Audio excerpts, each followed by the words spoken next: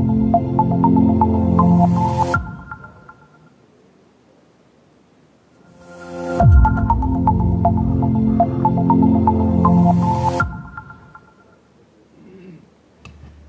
got the England winning captain, Ben Stokes. We're going to start with Sonia Twig from the Press Association. Go ahead. Hi Ben, I guess you're not shy of breaking more records on this tour. How do you feel after sort of a whitewash victory? Yeah, obviously very pleased and happy for everyone. Oh gosh, yeah, it probably won't really sort of sink in, I think, and I don't know, maybe we get home or into the new year, but you know, I understand and we all understand that what we've done is pretty special. To win 3-0 out here and, you know, obviously be part of a result in every game and coming out on the good side of it will be something to look back on and, yeah, be very proud of. And it's your first tour overseas as captain. How much do you think you've learned from that experience going forward? I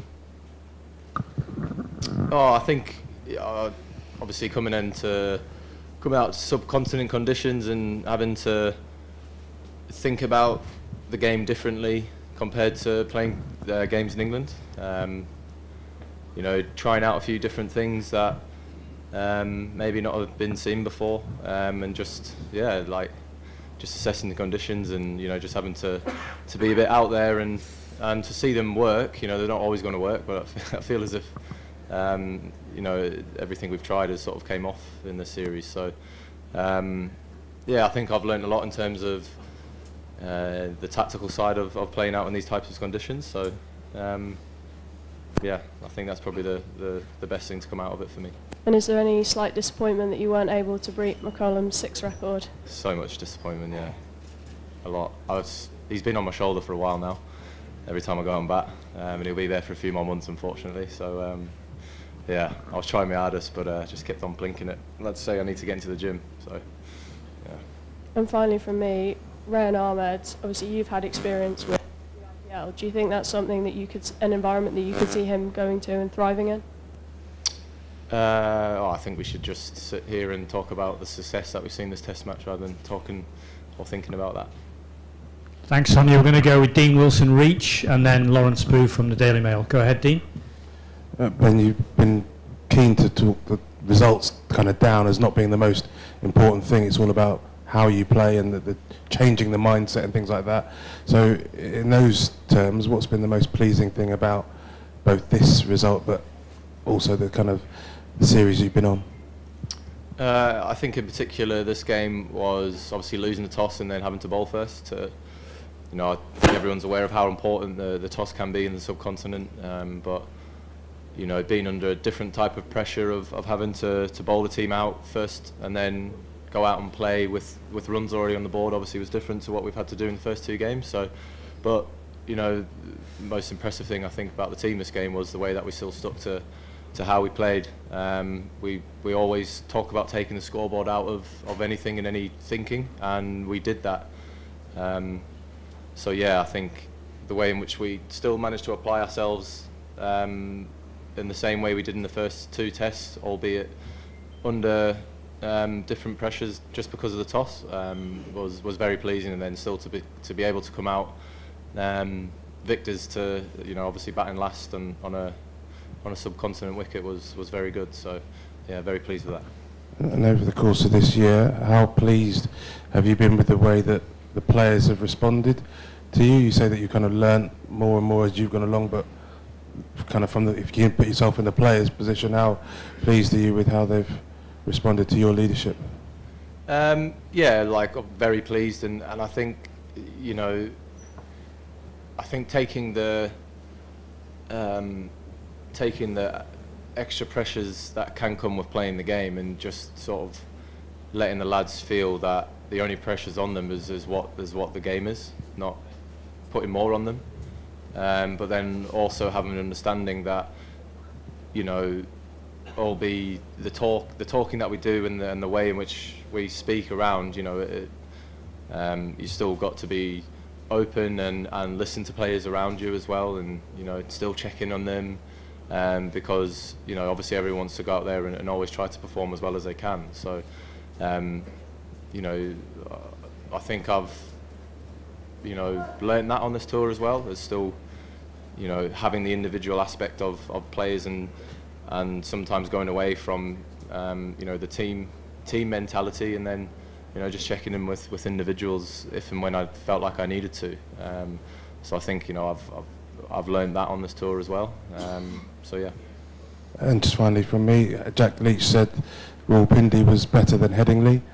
Where does this rank for you in terms of your cricketing success? The tour or this game? Yeah, the tour. Yeah, good. Up there. No, I think, I don't know, obviously I get to come here and speak and, say all the stuff, but, I think everyone who's played has at some point throughout the whole series put their hands up and one way or another and, contributed to us winning the game. We've had some lads who have missed out on playing in this tour, and the graft and the effort that they've put in, at training and, even just doing 12th man. I know it's a cliche thing, but this being out in the subcontinent is probably one of the hardest places to do it. So they've been amazing as well, and it's just a great place to be at the moment as a team where everyone wants everyone to succeed and everyone understands, their position in the team, even if they're not playing. So yeah, been a great team effort to come here 3-0, and yeah, just very, very pleased. Okay, we'll go Lawrence and Ali Martin from The Guardian. Go ahead, Lawrence. Ben, does a result like this, especially with the illness that you haven't quite shaken off throughout the series, does it make you think that the sky's the limit for this team?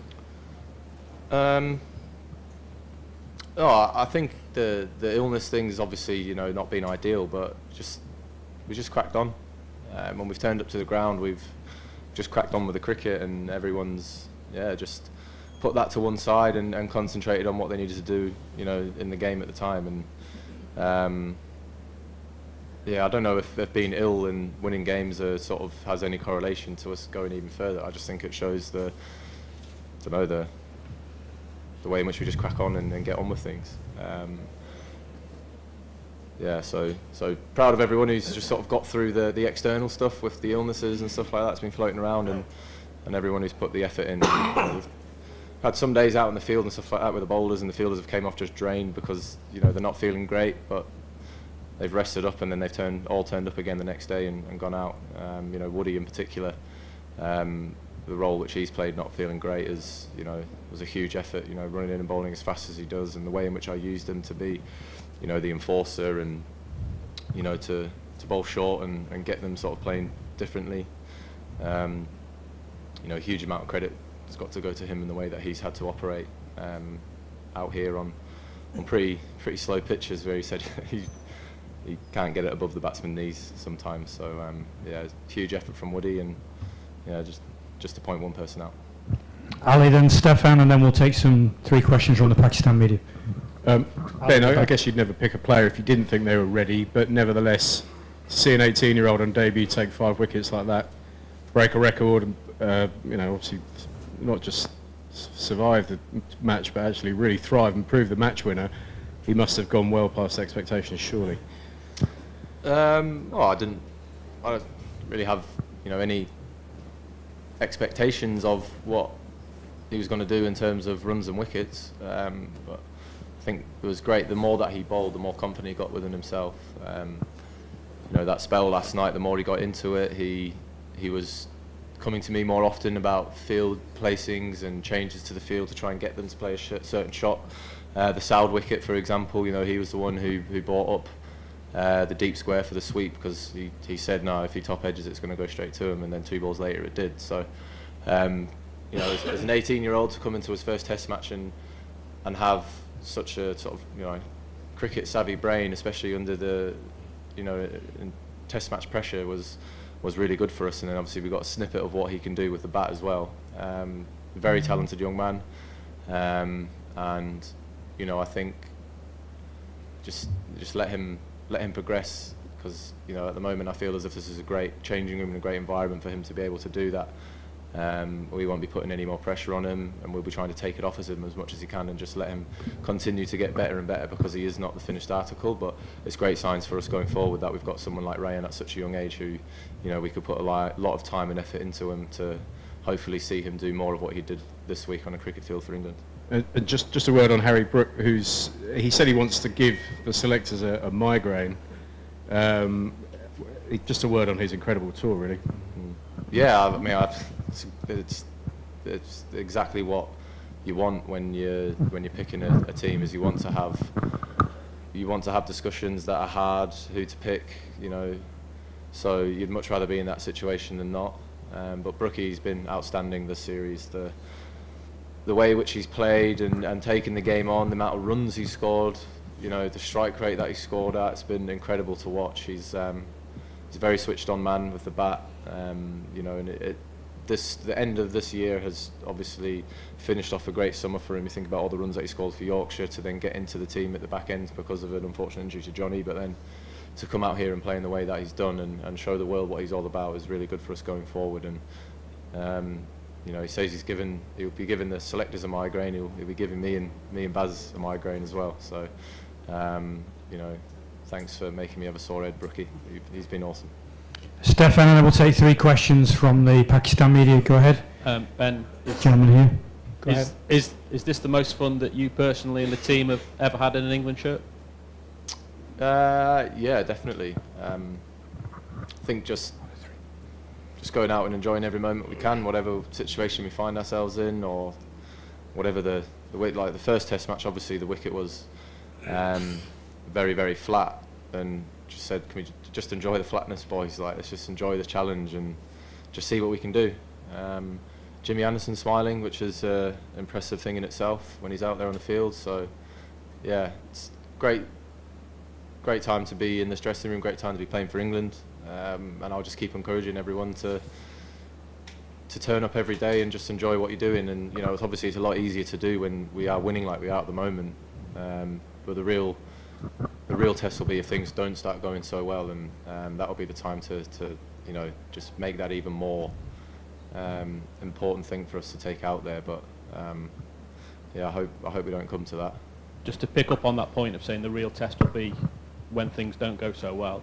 Clearly you don't want to lose matches, but is that the time when you are going to learn maybe the last thing you don't know about this group, when maybe 2 or 3 defeats come at the same time? Don't know, we'll think about that when it happens, if it happens. Gentleman at the front here, please. Ben, Test cricket plays its own way since its invention. Do you think your style of play can damage Test cricket, or is it the only way look forward to save Test cricket? Because we have already 2 formats for 6s and 4s. Can it damage Test cricket? We have already 2 formats for 6s and 4s and entertainment like Test cricket. So, do you think, is it the only way look forward to save Test cricket? No, I don't think it's the only way, but you know, sport is entertainment for people. You know, people come to watch it, people come to see stuff, they want to see exciting stuff, but you know, I'm not for a minute going to sit here and say other teams should do it, because I don't think that's right. But all we can do is concentrate on the way that we want to play, and if we can have any say in keeping, you know, Test cricket, to make it grow and stop people saying that it's a dying format, then we will keep doing that. But you know, I'm not going to sit here and say other nations around the world need to change the way that they play, because you know, I don't think that's my place to say. 2 more, one at the back please, and then one here on the left. Go ahead. Ben, your team is playing with great fearlessness and Bazball is doing wonders for you. But do you think you can play with the same aggression and intent against South Africa, and then later in the Ashes in more bowling conducive conditions? Did you not watch our series against South Africa?